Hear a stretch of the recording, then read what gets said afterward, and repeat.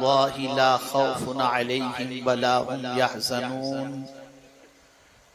अल्लज़ीना आमनू व कानू यत्तकून लहुमुल बुशरा फिल हयातिद दुनिया वल आखिरह ला तब्दील लिकलिमातिल्लाह ज़ालिका हुवल फौज़ुल अज़ीम। सदक़ल्लाहुल अज़ीम। काबिल क़द्र हज़रत अल्लामा मुफ्ती ज़ुबैर अहमद मिसबाही साहब क़िबला,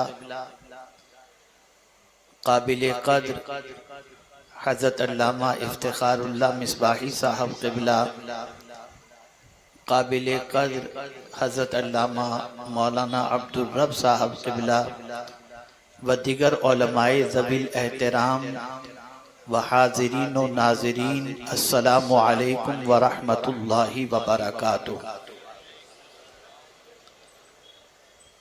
मेरे प्यारे आका सल्लल्लाहु ताला अलैहि वसल्लम के प्यारे दीवानों, जिस आये करीमा की तिलावत का मैंने शर्फ हासिल किया, उससे मुताल्लिक कुछ मारूज़ात पेश करने से पहले आकाए करीम रऊफ़ुर रहीम अलैहि तहिय्यतु व तस्लीम की बारगाह बेकस पनाह में जिस तरीक़े से मैं पढ़ाऊँ, अक़ीदत व मोहब्बत में डूब कर उसी तरीक़े से दुरूद व सलाम का नजराना पेश करें। अस्सलातु वस्सलामु अलैका या रसूल अल्लाह, अस्सलातु वस्सलामु अलैका या हबीब अल्लाह, अस्सलातु वस्सलामु अलैका या नबी अल्लाह, अस्सलातु वस्सलामु अलैका या नूर अल्लाह व अला आलिका व अस्हाबिका या हबीब अल्लाह सल्लल्लाहु तआला अलैका वसल्लम। मेरे प्यारे आका सल्लल्लाहु तआला अलैहि वसल्लम के प्यारे दीवानों, इस वक्त हम और आप कुतुबे कोकन हजरत मखदूम महाइमी रहमतुल्लाह ताला अलैह के जवारे रहमत में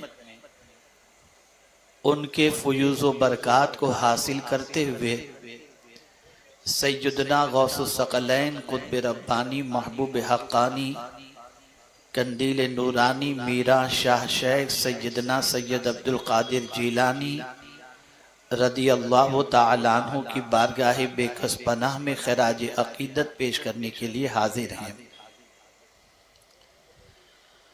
आप जानते हैं कि इस वक्त दुनिया में पूरी कोशिश की जा रही है कि नबी से रिश्ता कमज़ोर हो जाए, वली से रिश्ता कमज़ोर हो जाए, ताकि एक बंदे के दिल में जो अल्लाह ने फितरत रखी है मोहब्बत या दोस्ती की, जब इन अल्लाह वालों से दोस्ती का रिश्ता कमज़ोर हो जाएगा तो दोस्ती किसी और से करने पर वो मजबूर हो जाएगा। लेकिन अल्लाह ने अपने दोस्तों की शान और उनका मर्तबा इतना बुलंद किया है कि दुनिया के जितने भी दोस्त हों, जिनसे भी हम दोस्ती करें, एक मोड़ पर उनकी दोस्ती दम तोड़ देती है। लेकिन अगर किसी ने अल्लाह के वली से दोस्ती कर ली तो उनकी दोस्ती दुनिया में भी काम आती है और आखिरत में भी काम आती है। एक वक्त आएगा जहां जिगरी दोस्त साथ छोड़ देंगे। वो दोस्त जो दुनिया के अंदर कदम कदम पर हमारे साथ थे, जो खुशी और गम के अंदर हमेशा शरीक होते, जो तकालीफ के मौके पर हमारा हाथ थामते नजर आते, लेकिन ऐसे जिगरी दोस्त भी एक वक्त ऐसा आएगा जब वो हमारा साथ छोड़ देंगे, जिसको कुरान ने मेंशन किया है, अल अखिल्लाउ यौमइज़िन बअदुहुम लिबअदिन अदु इल्लल मुत्तकीन। क़यामत के दिन बाज जिगरी दोस्त, लफ्ज अखिल्ला। मैं गुजारिश करूंगा कि सब बस एक मरतबा दुरूद शरीफ पढ़ लें। अल्लाहुम्मा सल्ली अला सय्यिदिना व मौलाना मुहम्मदिन मादनिल जूदि वल करम व आलिहि व अस्हाबी व बारिक वसल्लिम। क़यामत के दिन बाज जिगरी दोस्त, अल्लाह फरमा रहा है कुरान मुक़द्दस में, क़यामत के दिन बाज जिगरी दोस्त बाज के दुश्मन बन जाएंगे, मगर मुत्तकीन। वो दुनिया के जिगरी दोस्त जो गुनाहों में हमेशा साथ देते, वो दुनिया के जिगरी दोस्त जो कदम कदम पर हमारे साथ होते। बहुत सारे ऐसे दोस्त भी दुनिया के अंदर होते हैं जिनकी नशिस्त के अंदर, जिनके साथ बैठने के बाद इंसान की सोच भी बदलती है, फिक्र भी बदलती है, नजरिया भी बदलता है, अकीदा भी बदल जाता है। और वो फिर ऐसी दोस्ती की बुनियाद पर उन रास्तों का मुसाफिर बन जाता है जो रास्ता जहन्नम की तरफ ले जाता है। मिसाल के तौर पर अगर किसी शराबी की दोस्ती के अंदर इंसान गिरफ्तार हुआ तो शराब पीने का आदी नहीं था, लेकिन दोस्त की संगत ने उसे शराबी बना दिया। एक दोस्त आवारा था, उसकी मोहब्बत और दोस्ती की बुनियाद पर इंसान उसकी मुरव्वत में आवारा गर्दी शुरू कर दिया। कुरान कहता है कि ऐसा जिगरी दोस्त कयामत में दुश्मन बन जाएगा। कैसे दुश्मन बनेगा? जब परवरदिगार जल्ल जलालहू उस बंदे को उसके गुनाहों की वजह से जहन्नम में जाने का हुक्म देगा तो वो दोस्त कहेगा, मौला मैं तो अच्छा था, मेरे फला दोस्त की दोस्ती ने मुझे आवारा गर्दी पर मजबूर किया, फला दोस्त की दोस्ती की बुनियाद पर मैं बुरा बना, तो मौला जहन्नम में जहां तुम मुझे रखेगा वहां उसको भी रखना। अब ये जिगरी दोस्त कयामत में उसका दुश्मन बन गया।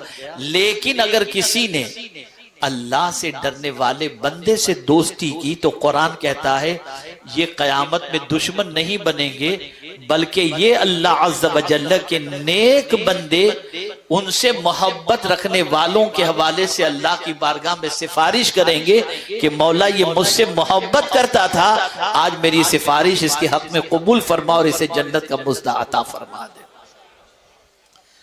इसलिए दोस्ती के हवाले से फरमाया गया, ला तुसाहिब इल्ला मुमिना, गुलामाने रसूल से दोस्ती करो, मोहब्बत रसूल में गिरफ्तार बंदों से मोहब्बत करो, आकाए करीम सल्लल्लाहु अलैहि वसल्लम के इश्क में गिरफ्तार लोगों से मोहब्बत करो, अल्लाह से डरने वाले बंदों से मोहब्बत और दोस्ती करो कि इनकी दोस्ती तुम्हें दुनिया में भी काम आएगी, आखिरत में भी काम आएगी। इसीलिए आला हजरत अजीमुल बरकत इमाम इश्क व मोहब्बत कहते हैं, इस निशानी के जो सग हैं नहीं मारे जाते, हश्र तक मेरे गले में रहे पट्टा तेरा। यानी अगर कोई शख्स किसी अल्लाह के वली से दोस्ती कर लेता है और उनकी मोहब्बत का चिराग अपने सीने में जला लेता है तो इनकी दोस्ती, इनकी मोहब्बत, इनकी उल्फत, इनकी गुलामी कल बरोज़े क़यामत काम आएगी। जब किसी की दोस्ती काम नहीं आएगी तो अल्लाह के वलियों की दोस्ती क़यामत में काम आएगी। और ये कुरान कह रहा है, ये अल्लाह की किताब कह रही है, मुत्तकीन की दोस्ती काम आएगी। कौन है मुत्तकी? मुत्तकी किसे कहते हैं? मुत्तकी की डेफिनेशन क्या है? तो कुरान कहता है अल्लज़ीना युमिनून बिल गैब व युकीमून अस्सलाह व मिम्मा रज़क़नाहुम युनफिकून। जो गैब पर ईमान रखते हैं, नमाज कायम करते हैं और हमने जो उनको दिया उसे हमारे नाम पर खर्च करते हैं। वो दलील मुत्तकीन के बाद ये मुत्तकीन की फहरिस्त, मुत्तकीन की सिफात का जिक्र अल्लाह ने कुरान मुक़द्दस में बयान फरमाया। अब आइए मैं थोड़ा समझाता हुआ चलूं ताकि जिस अज़ीमुल मर्तबा शख्सियत की बारगाह के अंदर हम खिराज अकीदत पेश करने के लिए हाजिर आए हैं, यानी हुजूर गौसुस सकलैन रज़ी अल्लाह तआला अन्हु की बारगाह में, आप थोड़ा सा गौसे पाक के मकाम को समझें। और आज वो लोग जो या गौस अल मदद कहने पर शिर्क व बिदअत का फतवा लगाते हैं, हैं, मैं उनकी भी थोड़ी सी इस्लाह चाहूंगा ताकि वो भी अपना करेक्शन कर लें। मैं कुरान की रोशनी में बताना चाहूंगा, अहादीस की रोशनी में बताना चाहूंगा कि अल्लाह अज़्ज़ व जल्ल ने अपने दोस्तों को कितना ऊंचा मकाम अता फरमाया, और साथ ही साथ किसी को गैब के अंदर यानी उसके पीठ पीछे वो सामने हाजिर नहीं है और उसको मदद के लिए पुकारना, क्या ये शिर्क है या बिदअत? मैं उसे हदीस की रोशनी में साबित करने की कोशिश करूंगा ताकि आप महसूस कर सकें। सबसे पहले आइए मैं आपको बताऊं हुजूर गौसुस सकलैन रदी अल्लाह तआला अन्हु का मकाम क्या है, मर्तबा क्या है। आइए हजरत इस्माइल अलैहिस्सलातु व तस्लीम की हयात तैयबा से हम समझने की कोशिश करें। हजरत इब्राहीम अलैहिस्सलातु व तस्लीम की दो औलाद थी, हजरत इसहाक और हजरत इस्माइल अलैहिस्सलाम। हजरत इसहाक की नस्ल से कई अंबिया पैदा हुए, लेकिन हजरत इस्माइल अलैहिस्सलाम से सैयदुल अंबिया पैदा हुए। अल्लाह अकबर। तो फरमाया गया जिस तरीके से सैयदुल अंबिया की विलादत हजरत इस्माइल अलैहिस्सलाम के नसब से हुई, ऐसे ही हजरत इमाम हसन मुज्तबा जिनकी नस्ल के अंदर हजरत गौसुस सकलैन रदी अल्लाह तआला अन्हु हैं, तो हजरत इस्माइल की नस्ल के अंदर सैयदुल अंबिया तशरीफ लाकर जो मकाम सैयदुल अंबिया को अल्लाह ने अता फरमाया, अंबिया के अंदर अल्लाह ने हजरत इमाम हसन की नस्ल में सैयदना गौसे पाक को पैदा फरमाकर सारे औलिया पर गौसे पाक को वो मकाम अता फरमा दिया। और ये याद रखें, हजरत इमाम हसन मुज्तबा की जिंदगी को थोड़ा सा समझें। हजरत इमाम हसन मुज्तबा रदी अल्लाह तआला अन्हु ने फितना फसाद के इजाले के लिए हजरत अमीर मुआविया रदी अल्लाह तआला अन्हु से मुसालहत कर ली, कंप्रोमाइज कर लिया, सुलह कर ली। तो इसके एवज के अंदर अल्लाह ने कुतुबियत कुबरा का मकाम उन्हें अता फरमाया। तो हजरत इमाम हसन मुज्तबा कुतुबियत कुबरा के मकाम पर हैं और कुतुबियत औसत के मकाम पर गौसुस सकलैन रदी अल्लाह तआला अन्हु हैं, और उसके बाद कुतुबियत के मकाम पर हजरत इमाम महदी आएंगे। इसलिए मकाम इमाम हसन मुज्तबा के बाद वलियों के अंदर अल्लाह ने गौसे पाक का मकाम बहुत अरफ़ो आला रखा है। मेरे प्यारे आका सल्लल्लाहु ताला अलैहि वसल्लम के प्यारे दीवानों, अब थोड़ा सा समझें बुखारी शरीफ की हदीस को पेश नजर रखते हुए कि अल्लाह अज़्ज़ व जल अपने दोस्तों को कितना ऊंचा मकाम अता करता है, कितना आला मर्तबा अता करता है।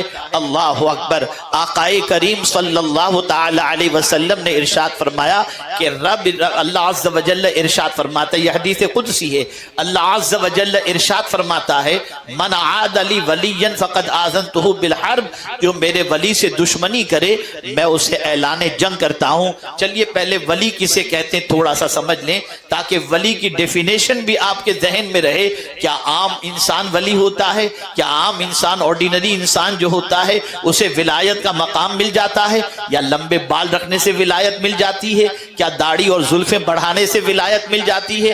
क्या गले के अंदर तस्बीह लटकाने से विलायत मिल जाती है? नहीं।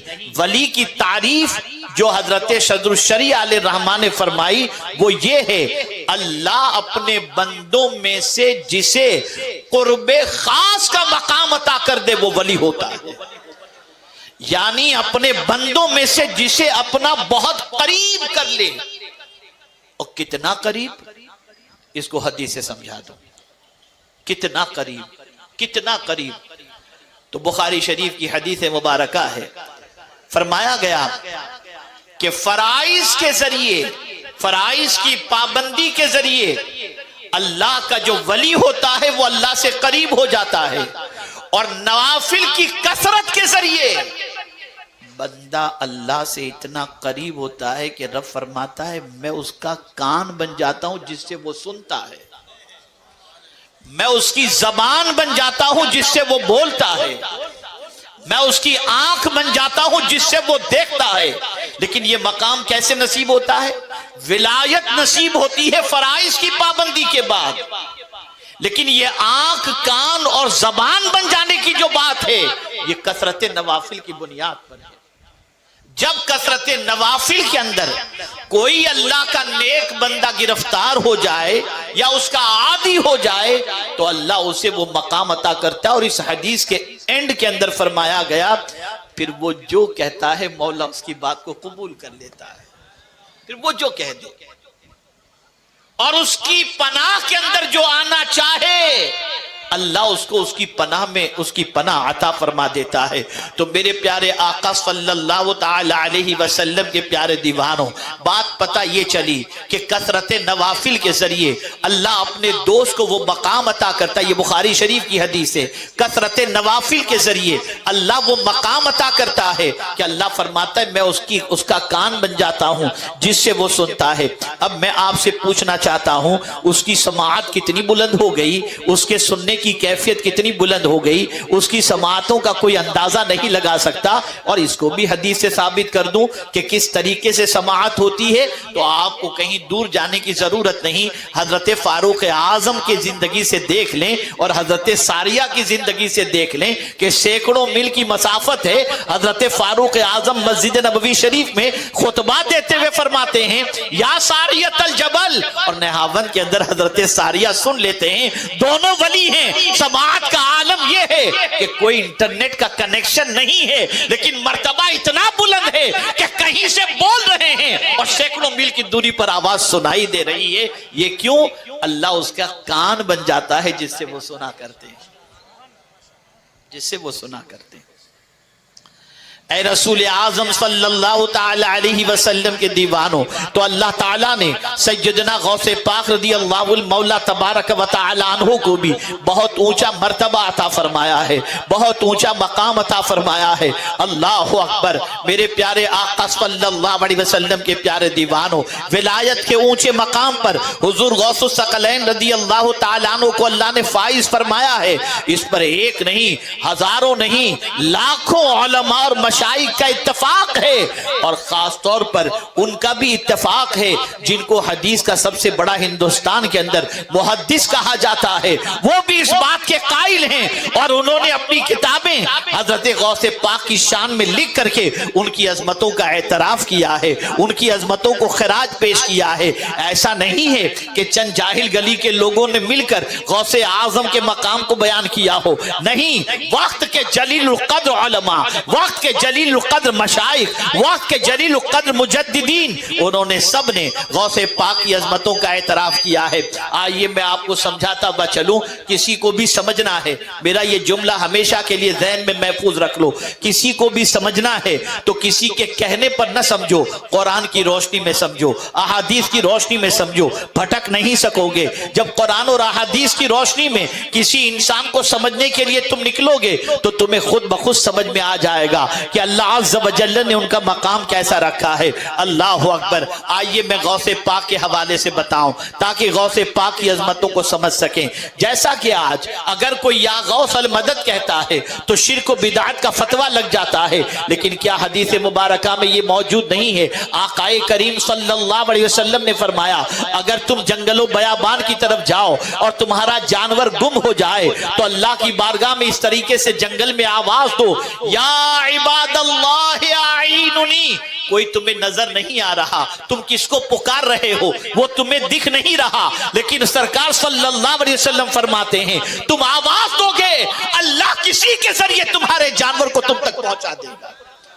तो अगर किसी न देखे हुए इंसान को जंगल में आवाज देना शिर्क नहीं हो सकता, तो जिसे रब ने अपनी दोस्ती का ताज अता किया हो उस गौसे पाक को मदद के लिए पुकारना शिर्क कैसे हो सकता है? हम गौसे पाक को अल्लाह का नबी भी नहीं मानते और न गौसे पाक को माज़ अल्लाह अल्लाह मानते हैं। हकीकी मदद करने वाली जात अल्लाह रब्बुल इज्जत की है, लेकिन अल्लाह ने अपने दोस्तों को यह मकाम अता किया है कि वो उस दोस्ती की बुनियाद पर अल्लाह के बंदों की मदद करें और अल्लाह के बंदों की परेशानियों को दूर किया करें। मेरे प्यारे आका सल्लल्लाहु अलैहि वसल्लम के प्यारे दीवानों, इसको फिर और एक एंगल से समझाने की कोशिश करूं। आज ये कहा जाता है कि वली की मज़ार पर क्यों जाते हो, क्यों गौसे पाक के यहाँ जाते हो, क्यों गरीब नवाज के यहाँ जाते हो, क्यों मखदूम माहिमी के यहाँ जाते हो? तो मैं एक हदीस, एक कुरान की आयत आपके सामने पेश करूं ताकि आप समझ सकें। अल्लाह अज़्ज़ व जल्ल ने इरशाद फरमाया, इन्ना रहमतल्लाहि करीबुम मिनल मुहसिनीन, कि बेशक अल्लाह की रहमत करीब है नेकी करने वालों के, एहसान करने वालों के। मैं पूछना चाहता हूं, क्या हजरत मखदूम माहिमी का इस उम्मत पर एहसान नहीं है? क्या गौसे पाक रज़ी अल्लाह तआला अन्हु का इस उम्मत पर एहसान नहीं है? बेपनाह एहसान है। किताब की शक्ल में, दावत व तबलीग की शक्ल में, रुश्द व हिदायत की शक्ल में, तौबा कराने की शक्ल में, बेहयाई से रोकने की शक्ल में, गुनाहों से बचाने के शक्ल के अंदर, कुरान की तफसीर की शक्ल के अंदर, इन सारी चीजों के एतबार से अगर आप देखें तो गौसे पाक का इस उम्मत पर बेपनाह एहसान है। और अल्लाह फरमाता है कि अल्लाह की रहमत करीब है एहसान करने वालों के, नेकी करने वालों के। तो जब तुम उनके करीब होते हो तो वहां पहुंचकर तुम्हें अल्लाह की रहमत नसीब हो जाया करती है। मेरे प्यारे आका सल्लल्लाहु ताला अलैहि वसल्लम के प्यारे दीवानों, आप इस बात को अच्छी तरीके से ज़हन में रखें। गौसे पाक को जितना मर्तबा मिला, गौसे पाक को जितनी अजमतें मिली, गौसे पाक को जो मकाम मिला है वो रब की तरफ से है, रब कदीर का फजलो करम है, उसका एहसान है। अल्लाह ने ये मर्तबा गौसे पाक को अता फरमाया। लेकिन गौसे पाक रज़ी अल्लाह तआला अन्हु पर अल्लाह ने खुसूसी करम इस तरीके से फरमाया कि अल्लाह अल्लाह, आप देखें कि उनके इस दुनिया में आने से पहले रसूल रहमत सल्लल्लाहु अलैहि वसल्लम ने उनके वालिद हजरत अबू सालेह को बशारत अता फरमाई थी। अल्लाह अकबर, अपने मौलवियों की बात आए तो बशारत को कबूल करते हो, और गौसे पाक की बात आए तो बशारत को ठुकराते हुए नजर आते हो। अल्लाह अकबर, मैं समझाऊं, इत्तिबाए रसूल के हवाले से गौसे पाक का मकाम कितना अरफो आला है। रसूल आजम के आने से पहले हजरत ईसा से लेकर हजरत आदम तक सबने बशारतें सुनाई। एक नबी आने वाला है, एक नबी आने वाला है जो अल्लाह का हबीब है। और गौसे पाक के आने से पहले सैकड़ों औलिया ने और खुद रसूल आजम ने हजरत गौसे पाक के वालिद को बशारत अता फरमाई, ए अबू साले, अल्लाह तुझे एक बेटा अता करेगा, वो इतना नेक होगा और वो कहेगा मेरा कदम सारे वलियों की गर्दन पर, और सुनो उससे एक मखलूक फायदा उठाएगी, उसकी जात से खल्क़े खुदा को बहुत फायदा पहुंचेगा। पता चला रसूल रहमत सल्लल्लाहु अलैहि वसल्लम ने हजरत अबू साले, उनके जैसा कोई वली तो लाइए, उनके जैसा कोई परहेजगार। एक मतबा दुरूद शरीफ पढ़े, अल्लाहुम्मा सल्ली अला सय्यिदिना व मौलाना मुहम्मदिन मादिनिल जूद वल करम व आलिहि व अस्हाबिहि व बारिक वसल्लिम। उनके जैसा कोई परहेजगार तो लाइए।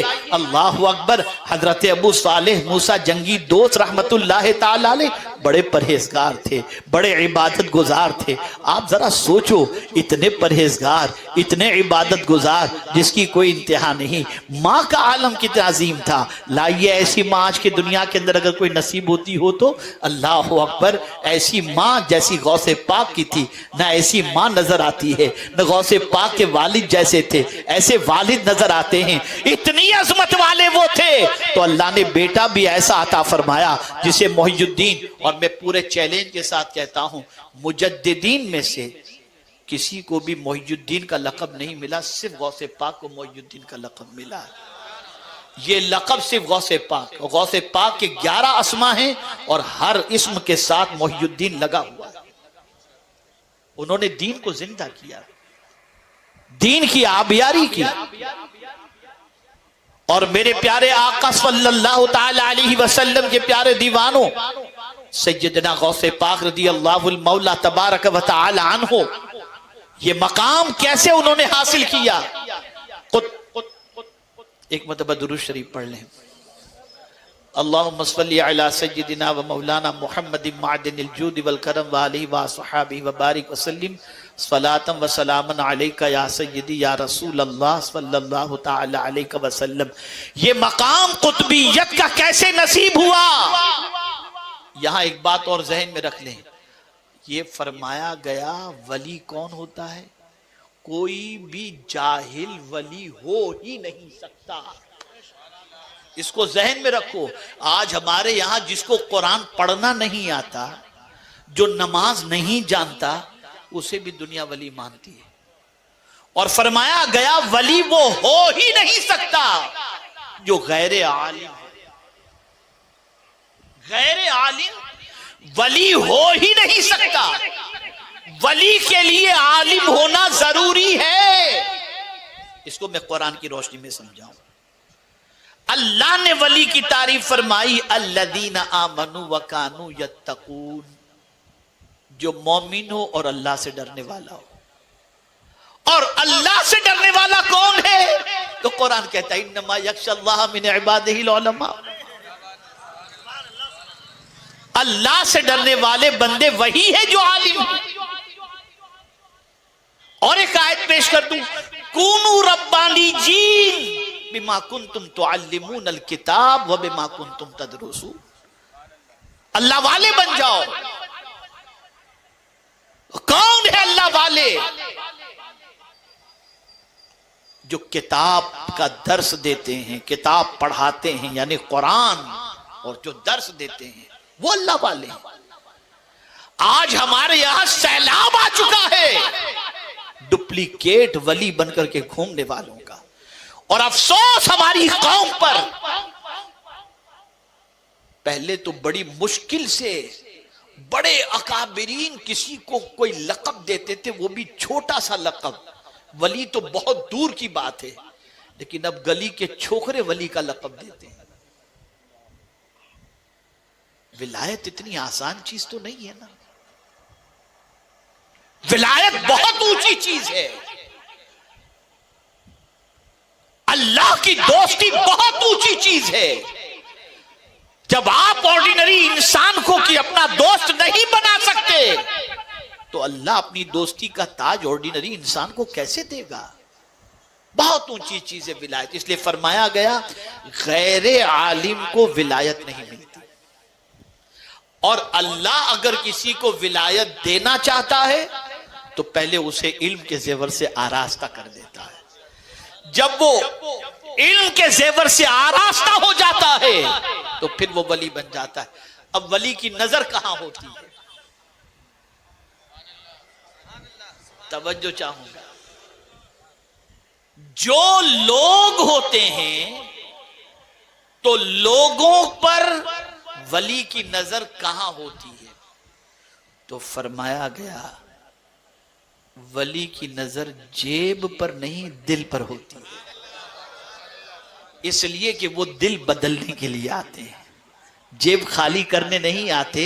इसीलिए कुरान ने पहले ही मुत्तकीन की तारीफ फरमाई, व मिम्मा रज़क़नाहुम युनफिकून। वो तो लुटाने वाले होते हैं। वली लूटने वाला नहीं होता, ना आबरू लूटने वाला होता है, न जान न माल। वली तो लुटाने वाला होता है। वो लुटाने, ये कुरान कह रहा है, ये कुरान कह रहा है। ए रसूल रहमत सल्लल्लाहु अलैहि वसल्लम के दीवानों, तो फिर आप देखें गौसे पाक रदी अल्लाह तआला अन्हु के लुटाने की कैफियत भी देखें। सखावत का आलम क्या था, क्या सखावत का आलम था। अल्लाह अकबर। मेरे प्यारे आका सल्लल्लाहु ताला अलैहि वसल्लम के प्यारे दीवानों,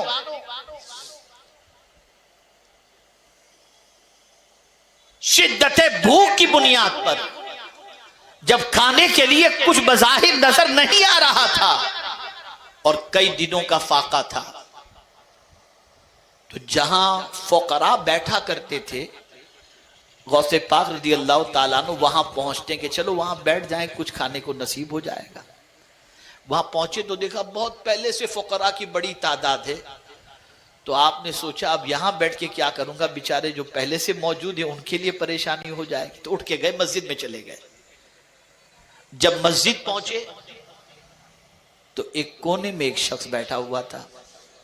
उसने अपनी जमील में से रोटी निकाली और खुश्क गोश्त निकाला, खाना शुरू किया। नजर गौसे पाक पर पड़ी, पहचानता नहीं था। तो उसने, जैसे आमतौर पर लोग कहते हैं ना आइए आप भी आ जाइए, उसने भी गौसे पाक से कहा आइए आप भी तशरीफ लाएं। तो गौसे पाक ने फौरन पूछा आप कहां से तशरीफ लाए हैं? उसने कहा मैं जीलान से आया हूं। तो गौसे पाक ने फरमाया मैं भी तो जीलान का हूं। कहा आपका नाम?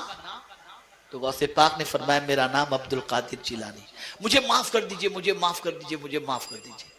गौसे पाक ने ताज्जुब से पूछा कि कोई ऐसी बात नहीं हुई तुम मुझसे माफी मांग रहे हो? कहा हाँ, माफी इस चीज पर मांग रहा हूं कि जब मैं जीलान से चला, बोले मैं भी जीलान का रहने वाला हूं, जब मैं जीलान से चला था ना तो चलते वक्त आपकी वालिदा ने मुझे आपके लिए 40 दिनार दिए थे कि मेरा बेटा अब्दुल कादिर भी वहां पर है बगदाद में, मेरे बेटे से अगर मुलाकात हो तो तुम ये दे देना। लेकिन यहां कहत पड़ा हुआ था और मेरी रकम भी सब खत्म हो गई थी, तो माफ करना, मैंने ये रोटी और सालन जो खरीदा है ना, गोश्त, ये आप ही के पैसे से मैंने खरीदा है, तो हुजूर मुझे माफ कर दीजिए, ये बाकी रकम आप ले लीजिए। तवज्जो चाहूंगा, सखावत किसको कहते हैं समझो। गौसे पाक ने बराए नाम उससे लिया, बराए नाम, और बकद्रे जरूरत बाकी रकम भी उसको दे दी और फरमाया तू मुसाफिर है, तू मुसाफिर है, तो रख ले, तुझे जरूरत पेश आएगी तो ये पैसे काम आएंगे, हम तो फकीर लोग हैं, हमारा तो अल्लाह मालिक है। ये है सखावत। भूखे रह करके औरों को खिलाना, ये है मेरे गौसे पाक की शान, ये है गौसे पाक की शान। और मेरे प्यारे आका सल्लल्लाहु ताला अलैहि वसल्लम के प्यारे दीवानों सैयदना गौसे पाक रदी अल्लाह ताला अन्हु कितने साहिब इल्म थे, अल्लाह ने इल्म के ऐसे एतबार से कितना नवाजा था। अल्लाह अकबर। गौसे पाक रदी अल्लाह ताला अन्हु की बारगाह के अंदर वक्त के एक अजीम मुफस्सिर, जिनको एक आयत करीमा से मुताल्लिक 11 तफसीरों का इल्म था, गौसे पाक की महफिल में हाजिर हुए। ऐसा महसूस हो रहा था इस आयत की तफसीर आज गौसे पाक बयान करेंगे, जरा मैं देखूं तो सही कि गौसे पाक का इल्म कितना है और गौसे पाक इस आयत की कितनी तफसीरें बयान करते हैं। उनके साथ एक और आलिम भी मौजूद थे, उन्होंने अपना माफी जमीर उस आलिम से कह दिया था कि आज जरा देखता हूं कि गौसे पाक इस आयत की कितनी तफसीर बयान करते हैं। गौसे पाक ने तफसीर शुरू की, पहली तफसीर बयान फरमाई तो साथी दोस्त ने उस आलिम से पूछा इसकी तफसीर, कहा ये तो मुझे मालूम है। फिर दूसरी तफसीर बयान की, कहा तुझे मालूम है, कहा हाँ मुझे मालूम है। तीसरी तफसीर गौसे पाक ने बयान की, उन्होंने कहा मुझे ये भी मालूम है। चौथी तफसीर गौसे पाक ने बयान की, उसने कहा मुझे ये भी मालूम है। पांचवी तफसीर बयान की, कहा मुझे ये भी मालूम है। छठी तफसीर बयान की, उन्होंने कहा ये भी मुझे मालूम है। 11 तफसीरें जब बयान कर चुके, वो आलिम कहते ये 11 के 11 मुझे मालूम है। उसके बाद तफसीर बयान करने का सिलसिला रुका नहीं, एक ही आयत की गौसे पाक ने 40 तफसीरें बयान की। वहीं पर वो झुक गए और कहा इस वक्त रूए जमीन पर अगर कुरान का सबसे बड़ा जानने वाला कोई है तो वो अब्दुल कादिर जिलानी है। यह है गौसे पाक की शान।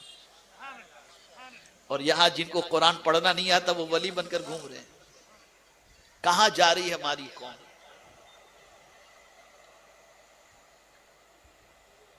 नेक बंदा कोई भी हो सकता है, अच्छा बंदा कोई भी हो सकता है। विलायत की जहां तक बात है तो विलायत गैर आलिम को नसीब नहीं हो सकती। इसलिए तवज्जो चाहूंगा, मैं जो अर्ज करने जा रहा हूं मैं कुरान शरीफ से ही समझाऊंगा ताकि बात समझ में आए। क्या पढ़ते हो आप नमाज के अंदर? सूरह फातिहा ही तो पढ़ते हो हर रकात के अंदर। फिर कोई भी आयत मिला लो, कोई भी सूरत मिला लो, लेकिन सूरह फातिहा जरूर पढ़ते हो हर रकात के अंदर। पढ़ते हो या नहीं पढ़ते? जवाब दीजिए। समझ रहे हैं ना मेरी बात? क्या पढ़ते हैं आप सूरह फातिहा में? इहदिनस सिरातल मुस्तकीम, हमको सीधे रास्ते पर चला। सिरातल लदीना अनअमत अलैहिम, उनके रास्ते पर जिस पर तेरा इनाम नाजिल हुआ। अब इनाम किन पर नाजिल हुआ? अंबिया, सिद्दीकीन, शुहदा और सालिहीन। सालिहीन कौन है? औलिया किराम। सालिहीन कौन है? औलिया किराम। अब सालिहीन की जमात ये औलिया की जमात है। और आप नमाज में अल्लाह की बारगाह में दुआ करते हैं कि अल्लाह हमें वलियों के रास्ते पर चला। पता चला अगर वली खुद कुछ पढ़ा लिखा नहीं होगा तो उसके रास्ते पर चलकर भटक जाओगे आप। और उसका रास्ता अगर ऐसा है जो अंबिया का रास्ता है, सिद्दीकीन का रास्ता है, शोहदा का रास्ता है, सालिहीन का रास्ता है, तो यही दर हकीकत सिराते मुस्तकीम है। और यही वजह है कि सही मानों में जब कोई औलिया के रास्ते पर चलता है तो अल्लाह उसे कुर्ब खुदा की दौलत से माला माल कर दिया करता है। लेकिन हमारा हाल क्या है? बड़ी मादरत के साथ वली के रास्ते पर नहीं चलना। वली के रास्ते पर नहीं चलना। कितने लोग हैं जो हजरत मखदूम महाइमी अलैहि रहमा की बारगाह में जाकर ये दुआ करते हो, ए अल्लाह के मकबूल बंदे, आप अल्लाह की बारगाह में दुआ करें कि जिस रास्ते पर आप चलाने के लिए माहिम तशरीफ लाए उस रास्ते पर चलना हमारे लिए आसान हो जाए। ना, कोई ये दुआ नहीं करता। और ये दुआ मैंने मेरे उस्ताद गिरामी से सीखी। जब मैं अजमेर मुक़द्दस जा रहा था तो मेरे उस्ताद गिरामी से मैंने कहा कि हुज़ूर ख्वाजा साहब की बारगाह में जा रहा हूँ। तो उन्होंने कहा माशा अल्लाह, ख्वाजा साहब को मेरा सलाम कहना और उनसे कहना कि जिस रास्ते पर आप चलाने के लिए आए ना, आप ऐसी नजर कर दें कि वो रास्ते पर चलना हमारे लिए आसान हो जाए। आज जाते हैं तो क्या मांगते हैं? वली की बारगाह में जाकर मांगते क्या हैं? ये काम हो जाए, ये मसला हल हो जाए, वो परेशानी दूर हो जाए, ये तकलीफ दूर हो जाए। कोई गुनाह छोड़ने की दुआ वहां जाके नहीं करता कि आप करम कर दें कि गुनाह हमसे छूट जाएं, मुसीबतें छूट जाएं, ये दुआ तो की जाती है। गुनाह छूट जाए ये दुआ नहीं की जाती, क्योंकि हमने गुनाह को हल्का समझा है। इसीलिए हजरत मूसा अलैहिस्सलातु व तस्लीम एक पहाड़ के करीब से गुजरे, या एक बंदे को आपने देखा, उसका हाथ भी नहीं है, उसके पैर भी नहीं है, आंख की रोशनी भी नहीं है, लेकिन वो कह रहा है अल्हम्दुलिल्लाह। सोचो, हाथ कटे हुए हैं, पैर कटे हुए हैं, आंखों की रोशनी खत्म हो चुकी है, लेकिन जबान पर क्या है? अल्हम्दुलिल्लाह। ए अल्लाह तेरा शुक्र है, ए अल्लाह तेरा शुक्र है। उस दौर के नबी ने पूछा, तू किस बात पर अल्लाह का शुक्र अदा कर रहा है? तेरी आंख नहीं, तेरे पैर नहीं, तेरे हाथ नहीं, इतना सब कुछ तेरा खत्म हो चुका और तू अल्लाह का शुक्र अदा करता है, किस बात पर? अब जवाब सुनिए। उन्होंने जवाब में कहा, हुजूर, अल्लाह ने मुसीबत में गिरफ्तार रखा है, गुनाहों में गिरफ्तार नहीं रखा। अल्लाह ने गुनाह से बचा के रखा है, इस बात पर मैं अल्लाह का शुक्र अदा करता हूं। और अभी मैं कल ही की बात बताऊं आपको, परसों की, हजरत इमाम आजम अबू हनीफा रहमतुल्लाह ताला अलैह की बारगाह में हम हाजिर थे। इशा की नमाज पढ़ करके हम निकले तो वहां पर मस्जिद में नमाज के बाद एक आयत की तिलावत के बाद कसरत से इस्तिग़फ़ार जो है ना वो किया जा रहा था। वो आयत कौन सी थी? वलौ अन्नहुम इज़ ज़लमू अनफुसहुम जाऊका फस्तग़फ़रुल्लाह वस्तग़फ़र लहुमुर रसूल लवजदुल्लाह तव्वाबर रहीमा। मैं सोचा कि इस आयत का यहां पढ़ने का मकसद क्या है। ये तो हुजूर की बारगाह में हाजिर होने का हुक्म कि अगर लोग अपनी जानों पर जुल्म करें तो हुजूर की बारगाह में जाएं और वहां जाकर अल्लाह से मगफिरत तलब करें। ये तो इमाम आजम की बारगाह है। अच्छा, फिर उसके बाद इस आयत की तिलावत के बाद मुसलसल जो माइक पर पढ़ रहे थे, नस्तगफिरुल्लाह नस्तगफिरुल्लाह नस्तगफिरुल्लाह, इसकी कसरत कर रहे थे। फौरन बात समझ में आई, ये इशारा है कि नबी की बारगाह में जाकर जिस तरह से अल्लाह से माफी मांगते हो, वली की बारगाह में भी जाकर अल्लाह से माफी मांगो, इसलिए कि अल्लाह अगर तुम्हें माफ कर दे तो इससे बड़ी सआदत कोई दूसरी नहीं हो सकती। वो पकड़े तो हम कहां बच सकते हैं। तो औलिया की बारगाह में भी जाओ तो वहां पहुंचकर पहले अल्लाह से माफी मांगो और फिर उनसे गुजारिश करो कि आप भी हमारे लिए अल्लाह की बारगाह में बख्शिश की दुआ करें। मियाँ आसान नहीं है, पकड़ आसान नहीं है। वो अगर पकड़े तो हमें का कोई बच नहीं सकता। सबसे बड़ी चीज है कि वो हमें माफ फरमा दे। इसीलिए उस्ताद जमन ने कहा बेसबब बख्श दे न पूछ अमल, बेसबब बख्श दे न पूछ अमल, नाम गफ्फार है तेरा या रब, नाम गफ्फार है तेरा या रब। तो मेरे प्यारे आका सल्लल्लाहु अलैहि वसल्लम के प्यारे दीवान हो, अब आइए समझते चलें कि गौसे पाक को अल्लाह ने कुतबियत का मकाम कैसे अता फरमाया। तो गौसे पाक खुद फरमाते हैं दरस्तुल इल्म हत्ता सिरतु कुतबन, मैं इल्म हासिल करता रहा यहां तक कि अल्लाह ने मुझे कुतबियत के मकाम पर फाइज फरमा दिया। और गौसे पाक से पूछा गया कि आपको पता कब चला कि आपको अल्लाह ने वली बनाया है? इरशाद फरमाते हैं मैं मदरसे में पढ़ने के लिए जाता था तो इर्द गिर्द से आवाज आती थी हटो अल्लाह के वली को रास्ता दे दो, तब मैं समझ गया मेरे करीम ने मुझे विलायत अता फरमा दी। यहां से ये बात समझ में आई कि इल्म के बगैर कोई चारा नहीं है। एक चुपती हुई बात मैं कहता हूं, इतना बड़ा मजमा यहां पर मौजूद है, हमारी कौम के एक सर्वे की रिपोर्ट में आपके सामने पेश करता हूं।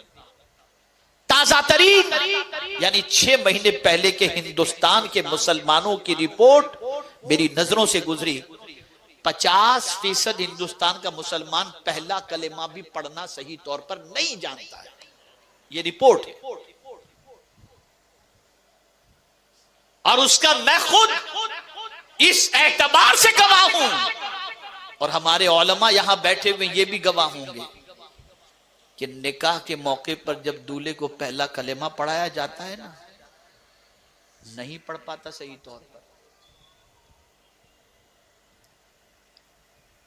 तो जो कौम पहला कलेमा भी सही तौर पर न पढ़ना जानती हो तो कुरान तो बहुत आगे की बात है,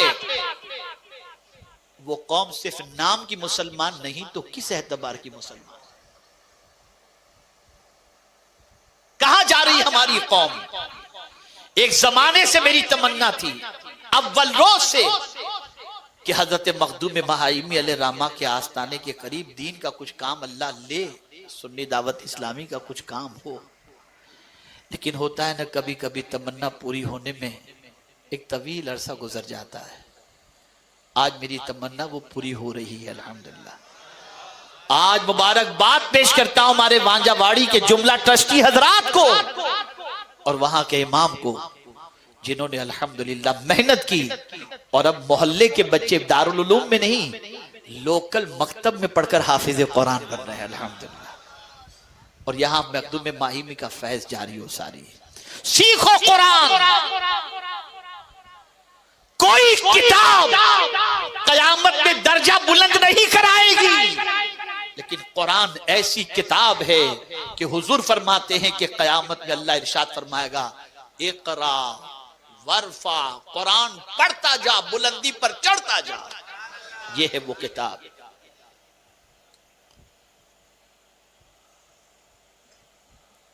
इसलिए कुरान से रिश्ता मजबूत करो। सैयदना गौसे पाक 15 साल तक एक पैर पर खड़े होकर पूरी रात में कुरान खत्म करते थे। उनकी तालीमात को हमने फरामोश कर दिया, उनके नक्शे कदम पर चलना हमने छोड़ दिया। हमारी जिंदगी आज कुरान से कोसों दूर हो गई। आज आप सर्वे कर लें हमारे यहां के नौजवानों का, इस इलाके में बसने वाले नौजवानों का सर्वे कर लें और जायजा लें तो आप इस नतीजे पर पहुंचेंगे कि बहुत सारे बेचारे शैतान की शरारतों के शिकार होकर ऐसे रास्ते के मुसाफिर बन चुके हैं कि कोई शराब का आदी, कोई जिना का आदी, कोई ड्रग्स का आदी, कोई नमाज का तारिक, इस किस्म की जिंदगी गुजर रही है। इस किस्म के हालात बन चुके हैं। क्या ऐसी सिचुएशन के अंदर हमारी जिम्मेदारी नहीं बन जाती कि हम अल्लाह के रसूल सल्लल्लाहु अलैहि वसल्लम के मिशन को आम करें? क्या हमारी जिम्मेदारी नहीं बन जाती कि हम कुरान की तालीम से करीब करें। मेरे प्यारे आका सल्लल्लाहु अलैहि वसल्लम के प्यारे दीवानों, सैयदना गौसुस सकलैन रदियल्लाहु मौला तबारक व तआला अन्हु ने दुनिया का जायजा लिया था और दुनिया के इंसानों के गुनाहों में डूबे हुए हालात को उन्होंने मुशाहिदा किया था। और मुशाहिदे के बाद खुद गौसे पाक रदियल्लाहु ताला अन्हु फरमाते हैं, मेरी तबीयत तो ये चाह रही थी कि मैं जंगलों बयाबान के अंदर अपनी जिंदगी मुजाहिदे में गुजार दूं, लेकिन जब खल्के खुदा को मेरी नसीहतों का फायदा मैंने देखा तो मखलूक के फायदे के लिए इस इरादे को मैंने तर्क कर दिया। इसलिए मेरी गुजारिश है कि सैयदना गौसे पाक रज़ियल्लाहु मौला तबारक व तआला अन्हु की तालीमात पर अमल करें और गौसे पाक रज़ियल्लाहु तआला अन्हु के नक्शे कदम पर चलने का आज़्म मुसम्मम करें। मेरे प्यारे आका सल्लल्लाहु अलैहि वसल्लम के प्यारे दीवानों, ये बहुत बड़ा इलाका है, दुनियावी तालीम याफ्ता नौजवानों का एक बड़ा इलाका है। लेकिन साथ ही साथ अगर मैं ये कहूं तो गलत ना होगा, बुराइयों के दलदल में डूबने वाले नौजवानों की भी एक बड़ी तादाद है। हर मुसलमान ये अज़्म करे कि हम सबको सीधे रास्ते पर लाने की कोशिश करेंगे, आप उन्हें संवारने की कोशिश करें। मैं एक वाकया आपके सामने अर्ज करूं। एक बुजुर्ग मक्का मुकर्रमा हाजिर हुए, तवाफ काबा कर रहे हैं, अल्लाह मेरे शहर वालों को अच्छा रख। सफा मरवा की सई कर रहे हैं, ए अल्लाह मेरे शहर वालों को अच्छा रख। मेना पहुंचते हैं, दुआ करते हैं, ए अल्लाह मेरे शहर वालों को अच्छा रख। अरफात के मैदान में पहुंचते हैं, दुआ करते हैं, ए अल्लाह मेरे शहर वालों को अच्छा रख।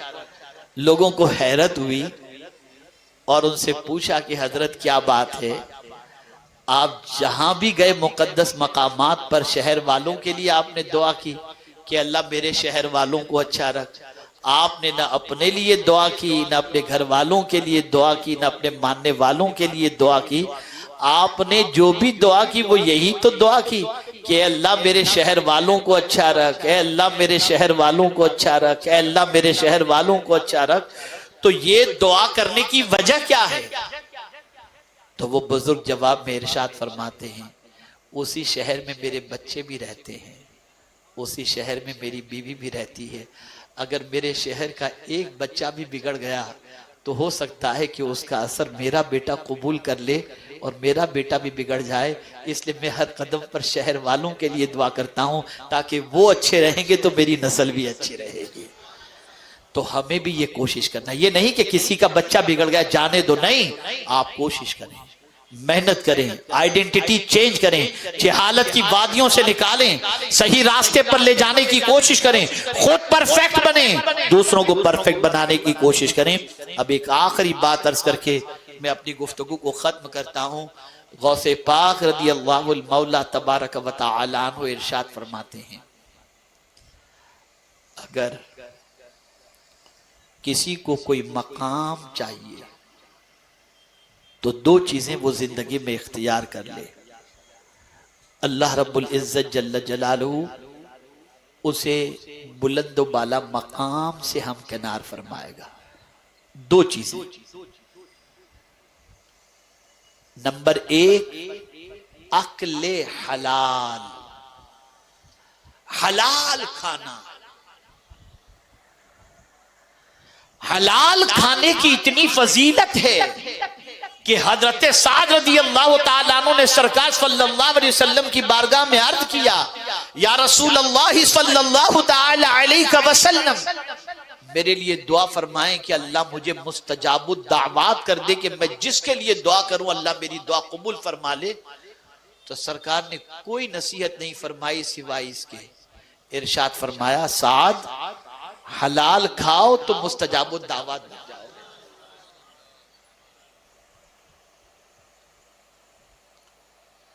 दूसरी चीज गौसे पाक रज़ियल्लाहु ताला अन्हु ने फरमाया, सिद्क़े मकाल, हलाल खाओ और सच बोलो। ये दो चीजें जो बंदा इख्तियार कर लेगा, अल्लाह उसे मकाम कुर्ब की दौलत से माला माल फरमाएगा। अब सिद्क के हवाले से एक आयत आपके सामने पेश करूं। माल और औलाद, सारा खेल इसी का है। और ये दोनों क्या हैं? तो कुरान कहता है इन्नमा अमवालुकुम व औलादुकुम फितना, कि बेशक माल और औलाद आजमाइश, फितना है। माल के लिए इंसान झूठ बोलता है, औलाद के लिए कुछ भी कर गुजरने को तैयार होता है। तो माल और औलाद,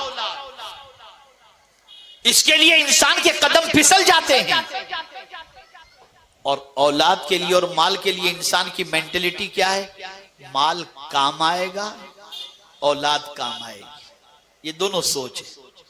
इसीलिए किसी भी सूरत में माल जमा करता है, चाहे हलाल या हराम के जरिए, कि ये माल काम आएगा। हलाल के जरिए करते हैं, सुभान अल्लाह, बहुत अच्छी चीज है।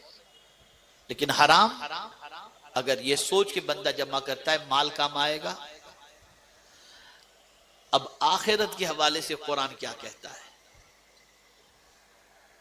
औलाद में भी इंसान बेटे को प्रायोरिटी देता है, बेटे को, और अपने बेटे के सिलसिले में बेटियों के हक भी मार जाता है और समझता है मेरा बेटा मुझे काम आएगा। कुरान साइकोलॉजिकल कितनी जबरदस्त बात कहता है उसे समझें। कुरान कहता है तू बेटे पर भरोसा करता है, माल पर, यौम ला यनफ़उ मालुम वला बनून, कयामत के दिन न माल नफा पहुंचाएगा और न बेटे नफा पहुंचाएंगे। तो मौला फिर कयामत में क्या चीज नफा पहुंचाएगी? बस ये अर्ज करके गुफ्तगू खत्म करता हूं।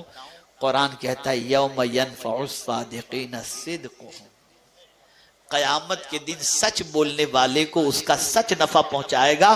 और कैसा नफा पहुंचाएगा? तो हुजूर फरमाते हैं अलैकुम बिस्सिद्क़ इन्नस्सिद्क़ बिर्रुन इन्नल बिर्र यहदी इलल जन्ना। सच को लाजिम पकड़ो कि सच ऐसी नेकी है जो जन्नत तक लेकर के जाती है, जन्नत तक लेकर जाती है। मेरे प्यारे आका सल्लल्लाहु अलैहि वसल्लम के प्यारे दीवानों, ये कलेमात खैर मैंने अपने मुझे दिए हुए वक्त पर मैंने मुकम्मल कर लिए और मैं दुआ करता हूँ अल्लाह मुझे आपको सबको तौफीक अता फरमाए। अब एक जिम्मेदारी, आप लोगों की दावत पर मैं हाजिर हो गया, अब मैं भी आपको दावत देना चाहता हूँ। आप लोग मेरी दावत कबूल करेंगे? यार जवाब ऐसा दें कि मुझे इत्मीनान हो कि आप सब समझ, मेरी दावत कबूल करेंगे इंशाअल्लाह। इतनी आसान तारीख है कि कोई भी भूल नहीं सकता। वो तारीख है 1, 2, 3 दिसंबर। कौन सी तारीख है? ठीक है ना? वादी नूर आना है आपको इंशाअल्लाह। ये तारीख जहन में महफूज रखें। हमारे बहुत सारे भाई जो हैं वो आते तो हैं लेकिन संडे को आते हैं, वो भी दुआ से थोड़ी देर पहले आते हैं कि चलो आमीन कह के दामन भर के चले जाएं। आपको मैं बताऊं,